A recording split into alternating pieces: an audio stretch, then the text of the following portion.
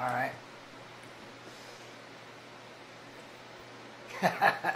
Okay, so it's been a while since you've done an update, and so we went to Cheryl's oncologist today, and you also had 5 hours of poison.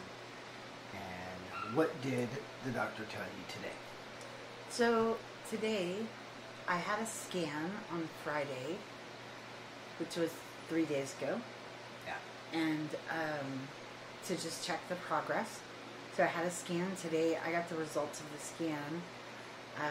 The doctor said that when he looked at it, the tumor had shrunk and it had pulled away completely from one of the arteries. Mm-hmm. It had been encasing 2 arteries, and the other one, it's just touching.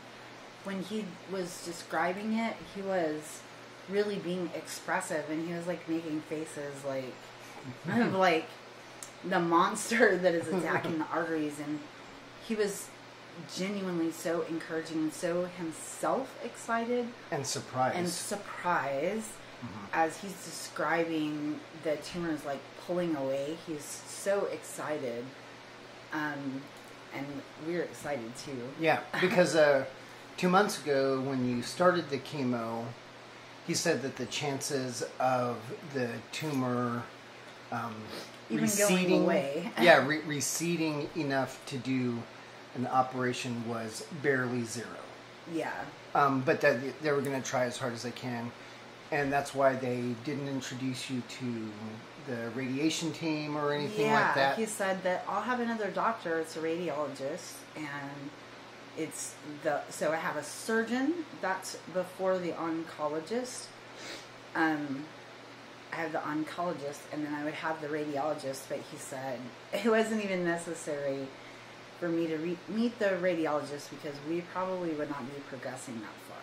And she was supposed to do 12 rounds of chemo. And so today he said we'll do 4 more, and which then makes we'll, 8 instead of 12, and we'll do radiation. So we'll talk to the oncologist. So that's a huge development. Mm-hmm. Where before we didn't, we were told there wasn't really like hope of going to see the radiation guy, right? To see the doctor for the radiation. And like when I did I've said before that when I had the port put in, the surgeon said, this was probably the last time we'd be seeing each other. And so, so all of this is exciting that it has developed this far. He didn't say anything about doing a surgery. Right. It sounds like it's still inoperable at this point, but because of the progress, there's a likelihood that it will become operable. And he didn't say that, right. Just that's what it seems like is happening. So the tumor is receding. So it's wonderful. And I forget what I was going to say. I definitely am having like a lot of cognitive issues. He couldn't tell us how big exactly the tumor was because he said that the radiologist that read the scans said the tumor was the same size as before, and he was like, but I'm looking at it and it's not the same. Yeah. So whatever the radiologist saw and what the Lord did over the weekend and what the oncologist saw are 2 completely different things. So I love when that happens. We have kind of that story in our history with Callie's scans where the radiologist sees one thing and then the doctor sees something completely different. So that's very exciting. So they did cut your chemo rounds from 12 to 8. Yeah. So that's... And he did say that there is kind of a cumulative effect. He said that going forward, beyond 4 rounds, which I've already done, he said the next 4 are like a little more hardcore. Same medications and everything, but side effects. And yeah. I can honestly say today, like, I had a phone call with a granddaughter and I had a difficult time even talking right after I came out of chemo. It was like the muscles in my throat were seizing. I'm having, because I've been using my hands for a few minutes, they're like working right now, but having a much harder and stronger time, like where I had a hard time like being able to open the doors to get in the car today. So some you're strong, weak. yes, getting weaker and weaker, and the chemo effects are accumulating, and they're very strong. Yeah. So it's causing problems thinking straight, remembering stuff. Right. Sleeping a lot more naps. Yes. But now the neuropathy is hitting a lot harder. Yes. Harder to hold on to things, grab things, and now it's affecting your throat and how you speak. Yeah, that's the first time that it's affected my throat. And I'm developing like a lot more wrinkles. My skin is very wrinkly. I'm having a lot more like very sudden like varicose veins. I already had them, but they're like More pronounced. more pronounced. There are new places more pronounced and more of them. So that's a change also. He did say that the tumor is probably cutting off about half of the pancreas, so you had to start a new pancreas enzyme supplement because you're not digesting food and it's causing other issues of cramping. And Yeah, I have had, in this past couple of weeks since the last round of chemo, I've had another few-day battle of pancreatitis, and it did not get as bad as it did before. It was was pretty only a bad, couple days. and it was only a couple of days. Now that I know what pancreatitis is, I was able to like. First day, I wasn't sure at all what was going on, but the second day, I was like, oh, we're in a pancreas like flare up, so it was easier to like identify that. But I'm living with like almost constant diarrhea, and to where it's a problem, like going on a ride in the car or eating anything is like a problem. So things have to be like spaced out and timed out and all these things. So he said this pancreatic enzyme will help me digest the fats.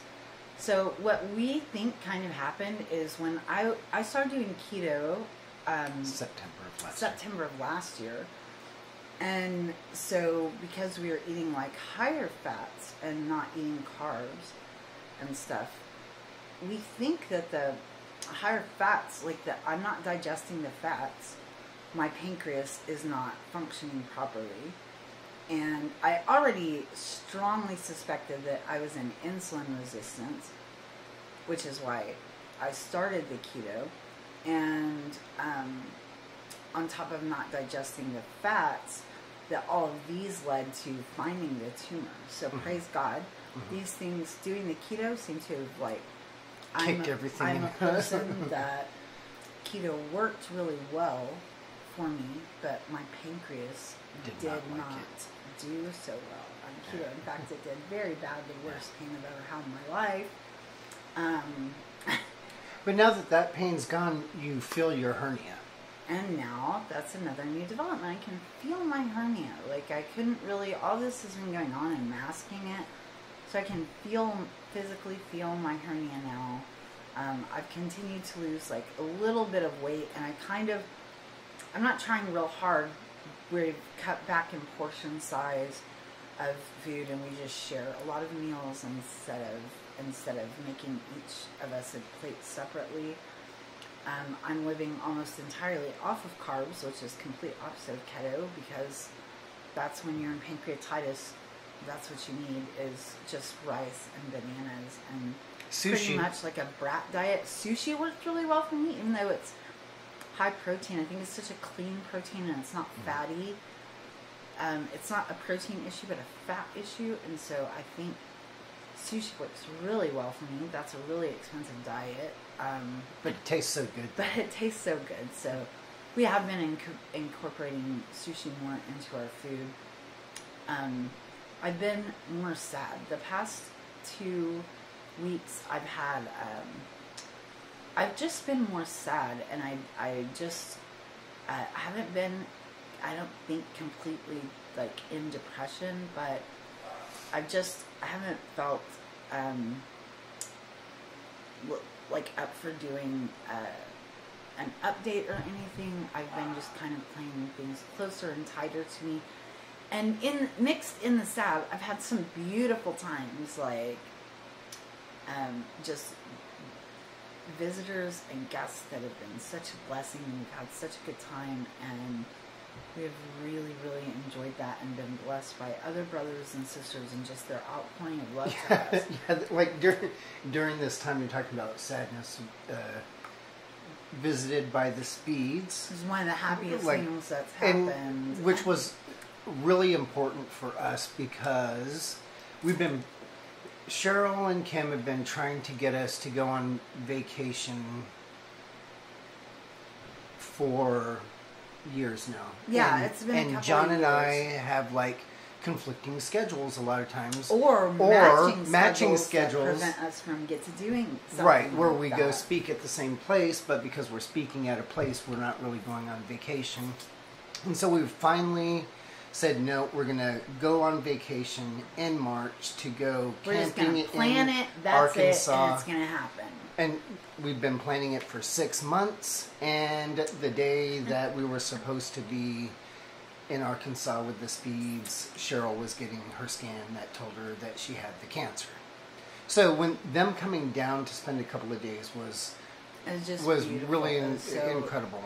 And it was so good, and we just did normal family Yeah, things. relaxing stuff. We just sat around, hung and out on the relaxed and porch, hung out and went watched to the beach. Babies play, and Susie had a great time with the kids. And the grandkids had a great time with Susie, and we're so blessed to just get to intermingle our family with other brothers and sisters in Christ. And the week before that, we had Sarah Cleveland and Melissa Atkinson come and visit us. So, like, during this time of sadness, there was a lot of really sweet times. Yeah. You know, and we've had people from Free the States, like Sonia from Free the States, and Sandra came down, and that's just incredible. And those are we built a bird watching thing because we're 50 now, and that's what you're supposed to do. We're spending a lot of time relaxing. Callie just made like a little oasis in our yard, and we are having so many birds come, and I'm like crazy bird lady, really love birds, so it's just a blessing. He's built this place where we can just like watch our Father's creation and just grow a garden of plants that are just no other purpose but pretty to look at, and draw in birds and butterflies and bees. So that's been really wonderful. Yeah, so that's about it. But you have been sad. And off and on I've had a little bit more sadness. And the last couple of days have been really hard physically, and it never occurred to you to be nervous or scared about your scans until all of your friends started asking if you were scared. Asked if I was scared, and then I did. Y'all trick her into being scared. I started off not scared, but then I really I ramped it up to being pretty scared, into where last night I was up all crying night, keeping me awake. Yeah, so man. So there are hard times in this, and but God is good. He is good, and even if the results had not been that today, but my prayer this morning, we were blessed to pray together this morning with Tamara, and my prayer this morning was, Lord, just please make me ready. Like, make me ready to hear what you have from me today, and to be prepared for how I'll glorify you in that. Like, no matter what results I'm getting today, that I don't forget that my duty here is to glorify him. Like, so whether it's bad news or good news, that my purpose is the same. And so not to lose focus of that. The last thing, like, of my flesh, the last thing that I want to do is get bad news and then be a demonstration of hopelessness. I want to be an example of hope no matter what is coming, because the truth is, like... And be honest about being sad. And be honest about being sad, and we're all going. And we are all going to something very, very good. And there's not really, other than it just being unknown, there's not a reason to be afraid. Yeah. It is unknown, and so that's a little bit scary. But it was unknown before we were born too, and it was the same thing. And so this is going to be okay. We have no reason to look back before we were born and go, wow, that was really scary.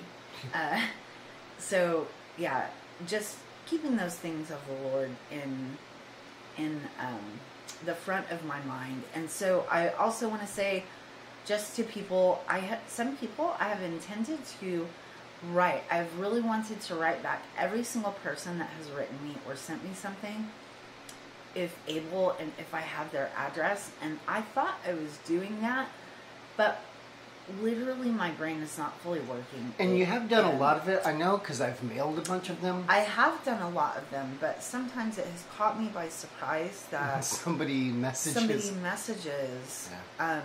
And I thought I mailed a thank you, and I didn't. So a lot of people have done those things for me. If I have not personally thanked you, it's completely gone, like, out of my mind, and I'm really sorry. And I'm not going Please to message remember, me and I will send me not your address, remember on my she own. really does want and to yeah, I send would, you a yes, I would love to say thank you. That is something, I think writing one another physically is a feminine art that I have really lost. And I think that just the world that we live in is so fast, and with our telephones, it makes it unimportant to send a piece of paper mail, but it really delights people to get a piece of paper with a handwritten note that just says, I love you, or thank you, or some encouragement in the Lord, send a scripture or something like that. So just want to say I'm sorry. Yeah, and if you message Kelly and tell me what I forgot and give me your address, I would love to write you and remember and say thank you. And other exciting news, our baby Amelia, she's 6 and lives in Colorado. She is going to be visiting tomorrow, and she is so excited that she has power called us all day long to really let us excited. know that she is coming to visit in the middle of the night.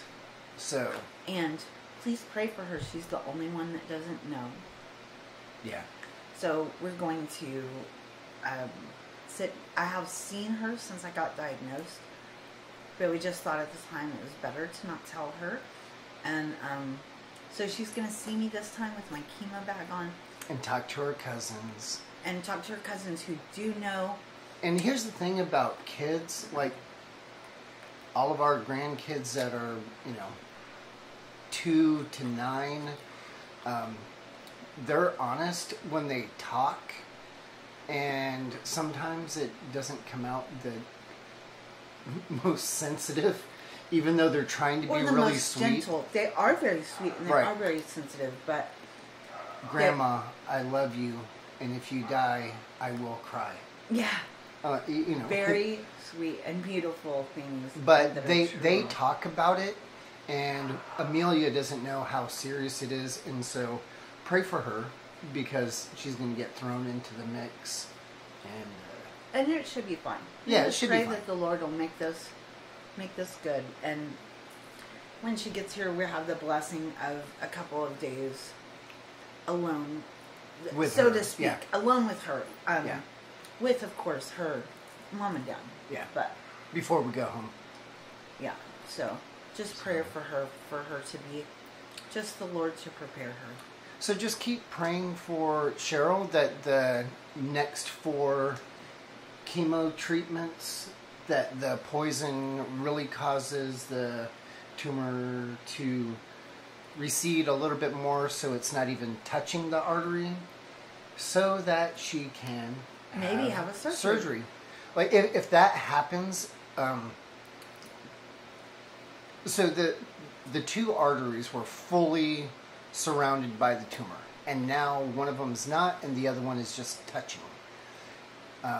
If the other one stops touching the artery, then she gets downgraded to stage 2, and it becomes operable, and that would be just amazing. Yeah, praying that would happen, and we don't even know what an operation would all entail. Yeah. For that reason, I do want to. Normally, it's bad with cancer to try to lose weight, but I do want to continue. I'm still in the category of obese. I need prayer for that. I was on a good trajectory of losing weight. I was way over 200. I was about 250. Yeah. Now you're 175. In September, and now I'm just under 180. So, continued prayer. Just, it's a lot more dangerous if you are obese to have surgery. So I would like to continue the slow trajectory away from obesity into a better. But you've had a weird thing with the cancer too. Like you lost almost all of that weight before the cancer diagnosis. Yeah, it pretty much has not changed. Right. Within about 10 pounds since the cancer diagnosis. You went up and then back down. Yeah, I've had kind of a up down because my eating is pretty irregular. Mm-hmm. I'm eating like child portions, like the first week. But also child foods, like child foods. I've like lost my taste for grown-up food, pretty much. Except for sushi. Yeah. So yeah, just different things going on in that way, and I think that's about it. I don't plan to do updates so far apart. I just was having like a processing and kind of rough week last week, and some self-pity creeping in, and just sadness and stuff. So and a lot of sleeping. And a lot of sleeping. Okay. Okay, that's it. Bye.